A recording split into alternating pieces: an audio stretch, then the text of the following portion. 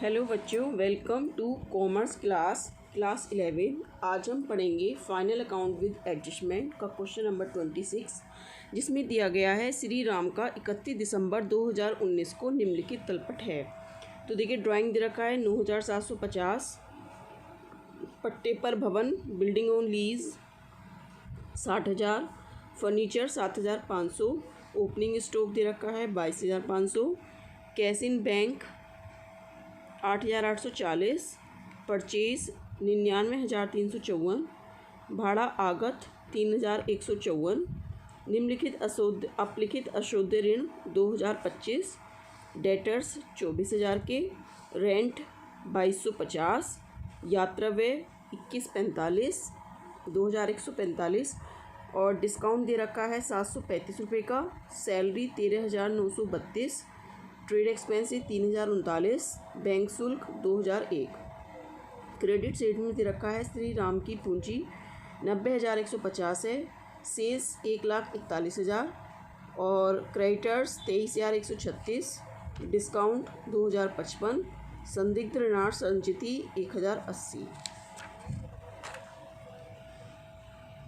बात दे रखा है निम्नलिखित समायोजनाएं करते हुए 31 दिसंबर 2019 को समाप्त होने वाले वर्ष के लिए श्री राम का व्यापार खाता, लाभानी खाता तथा आर्थिक चिट्ठा तैयार कीजिए। 1,500 रुपये का माल क्रय किया गया था, जिसका लेखा करना छूट गया था, परंतु माल को अंतिम रहतिये में सम्मिलित कर लिया गया था। अंतिम रहतिये का मूल्य 23,250 रुपये था। किराया 750 रुपये अदत्त और वेतन 250 रुपये पूर्वदत्त था। श्री राम का पुत्र व्यापार में भाग लेता था और उसे 300 रुपये मासिक वेतन दिया जाता था। यह राशि आहरण खाते में सम्मिलित कर ली गई है। देनदारों से 4% अप्राप्य ऋण हैं, जिन्हें अपलिखित करना है तथा 5% संदिग्ध ऋणों के लिए संचित करना है। 2,000 रुपये भवन पर तथा 500 रुपये फर्नीचर पर हिरास करना है। और देखिए, लास्ट एडजस्टमेंट है 400 रुपये की माल श्री राम ने निजी प्रयोग के लिए लिया और 200 रुपये माल दान में दिया, जिसका पुस्तकों में कोई लेखा नहीं किया गया। तो देखिए, पहली जो एडजस्टमेंट थी ये अप्रूवल वाली थी, ठीक है, और ये आप कर चुके हैं। चलिए हम इसका सॉल्यूशन देखते हैं, फिर हम बताते हैं कि कौन सी एडजस्टमेंट कैसे जाएगी। अब देखिए, हम ओपनिंग स्टॉक डालेंगे 22,500, परचेज 99,354 हमने डाल दी। देखिए, इसमें एडजस्टमेंट में कहा गया था कि 1,500 रुपये का माल क्रय किया गया था, जिसका लेखा करना छूट गया। तो लेखा करना छूट गया तो हमने इसका लेखा कर दिया, 1,500 रुपये इसमें परचेज कर जोड़ दिए, तो हमारा कितना हो गया, 1,0854 रुपये हमारा हो गया, ठीक है। इसके बाद देखिए, जो लास्ट वाली एडजस्टमेंट थी आपकी 7th वाली, उसमें लिखा है 400 रुपये का माल श्री राम ने निजी प्रयोग के लिए लिया और 200 रुपये का माल दान में दिया। तो देखिए, एक साथ लिख दिया मैंने ड्राइंग करके, आप अलग अलग भी घटा सकते हैं। एक बार 400 रुपये घटा दें ड्राइंग करके और एक बार डोनेशन करके घटा दें, ठीक है, या चैरिटी करके घटा दें। तो 600 रुपये की ड्राइंग हो गई, तो आपका कितना बचा है, 1,0254। तो अलग अलग भी दिखा सकते हैं वैसे, ठीक है। इसके बाद देखिए, वैसे अलग अलग दिखाएं तो ज़्यादा बेहतर होगा, क्योंकि 200 रुपये आपको कहाँ डालने होंगे, ये P&L में डालने होंगे, और 400 रुपये की जो ड्राइंग हुई है वो आप कैपिटल में से घटा देंगे, ठीक है। फिर कैरेज आपका 3,150 आपने डाल दी। इसके बाद में सेल्स 1,41,000 एज इट ऐसे ही डाल दी आपने, 1,41,000 क्वेश्चन में दी गई है, देखिए।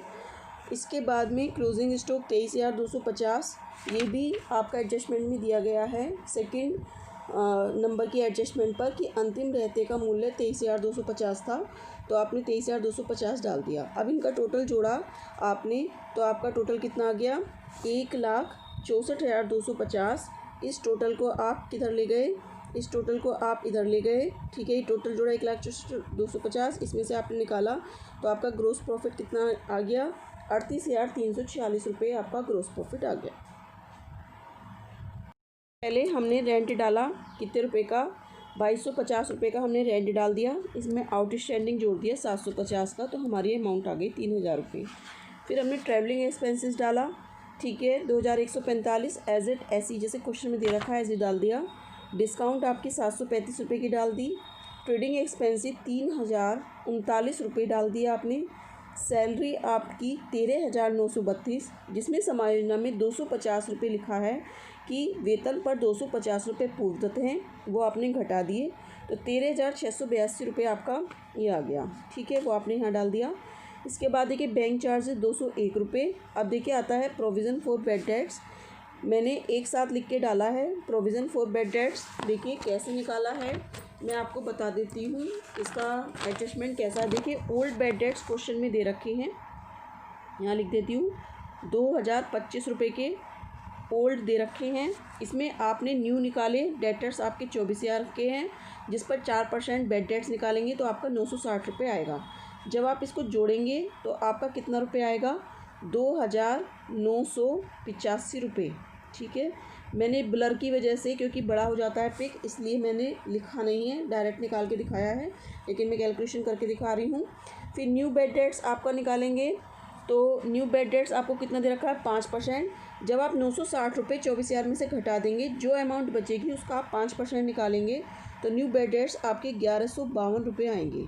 ठीक है, इसको आप जोड़ देंगे, तो जब आप इसको जोड़ेंगे तो आपका कितना आएगा 4,137 रुपये आपका अमाउंट आएगा। इसमें फिर आपके देखिए क्रेडिट साइड में ओल्ड दे रखे हैं, पुराने बेड डेट्स दे रखे हैं, इसको आप घटा देंगे तो 7, 13 में से 8 गए 5, 1 में से 1 गया 0 में से 0 गया 0, और 4 में से 1 गया 3, 3,057 रुपये हो गए, जो कि मैंने यहाँ पर लिखे हैं। देखिए देख लीजिए आप, 2025 आपके बेड डेट्स थे ओल्ड, न्यू बेड डेट्स आपने जोड़ दिए। ठीक है, तो आपका आगे 2,985 रुपये। इसमें फिर 24,000 में से जब आप 960 रुपये घटा देंगे, जो अमाउंट शेष बचेगी उसका आप 5% निकालेंगे, तो आपका आएगा 1,152 रुपये।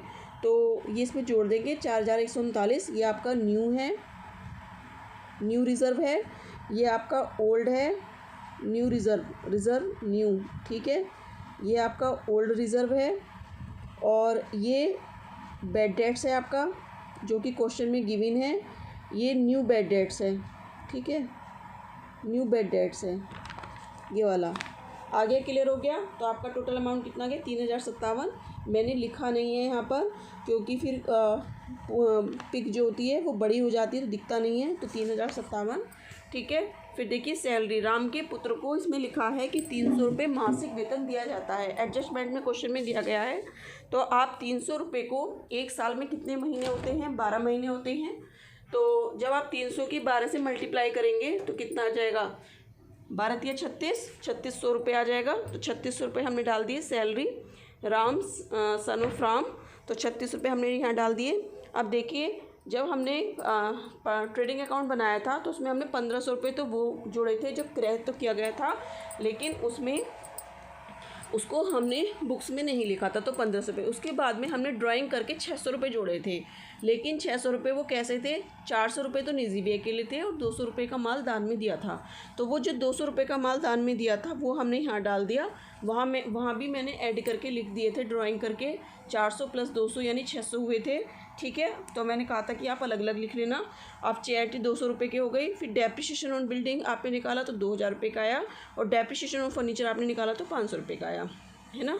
ठीक है, डेबिट साइड के आइटम डल गए। इधर आ जाइए, ग्रॉस प्रॉफिट आपका 38,346 और डिस्काउंट रसीद 2,055। इनको जब आप जोड़ेंगे इन अमाउंट को तो आपका आ जाएगा 40,401। इसको आप यहाँ ले गए 40,401, इसमें से जब आप घटाएंगे तो आपका आ जाएगा 8,242 रुपये नेट प्रॉफिट आ गया। ठीक है, वो हमने लिख दिया है 8,242 रुपये। तो देखिए आपका ये आंसर मैच हो गया, जो कि बुक में दे रखा है 8,242। चलिए अब हम इसका बैलेंस शीट देखते हैं। देखिए आपने क्रेडिटर्स डाल दिए 23,136 रुपये के। फिर गुड्स जो पुस्तकों में नहीं लिखा गया था, आपने परचेज़ में जोड़ा था, तो आप क्रेडिटर्स भी बढ़ाएंगे 1,500 रुपये से, तो आपने 1,500 रुपये बढ़ा दिए, तो आपका आ गया 24,636 रुपये। ठीक है, आउटस्टैंडिंग रेंट 750 रुपये। कैपिटल आपने 90,150, नेट प्रॉफिट इसमें जोड़ दिया 8,242 का, तो आपका आ गया 98,392 रुपये। अब देखिए ड्राइंग आपने ये कहेंगे कि 6,550 रुपये कैसे घटाई। देखिए मैंने सिर्फ यहाँ पे डायरेक्ट करके दिखाई है, मैं इसकी कैलकुलेशन आपको बता देती हूँ कि कैसे आया 6,550। देखिए आपकी जो ड्राइंग दे रखी थी वो 9,750 की दे रखी थी। ठीक है, अब एडजस्टमेंट में दिया गया है कि श्री राम के पुत्र को 300 रुपये मासिक वेतन दिया जाता था और जिसे आरण में सम्मिलित कर लिया गया। तो श्री राम के पुत्र को हमने सैलरी कितनी डाली थी हमने पेंडल में 3600 रुपये, तो ये 3600 रुपये हम इसमें से निकाल देंगे। ठीक है, निकालो। 0 5 7 में से 6 गए 1, 9 में से 3 गए 6, 6150 बचे। लेकिन फिर एक और एडजस्टमेंट थी जिसमें लिखा गया था कि 400 रुपये का माल श्री राम ने निजी प्रयोग के लिए लिया। ठीक है, जो निजी प्रयोग के लिए लिया था 400 रुपये का माल, वो इसमें हमने जोड़ दिया, तो हमारा कितना आ गया 6550 रुपये, जो कि हमने यहाँ पर लिखा है 6550। क्लियर हो गई इतनी बात? ये कैसे आया 6550? तो ड्राइंग हमने घटा दी इसमें, तो हमारा आ गया 91,842 रुपये। क्लियर? अब देखिए इधर आइए असेट साइड में, तो कैसेट बैंक 6,840 रुपये, डेटर्स 24,000 के। इसमें से जो आपका न्यू बेड डेट्स आया था कि 4% अप्राप्य ऋण देनदारों पर एडजस्टमेंट में दिया गया है, तो 960 रुपये हमने घटा दिया, तो हमारा आया 23,040। इस पर 5% हमने bad debts reserve for bad debts निकाला, तो हमारा आया 1152। ये घटा के हमारा आ गया 21,888 रुपये। प्रीपेड सैलरी 250 रुपये हमने एसेट साइड में लिख दी। फिर देखिए क्लोजिंग स्टॉक आपका 23,250 का दे रखा था।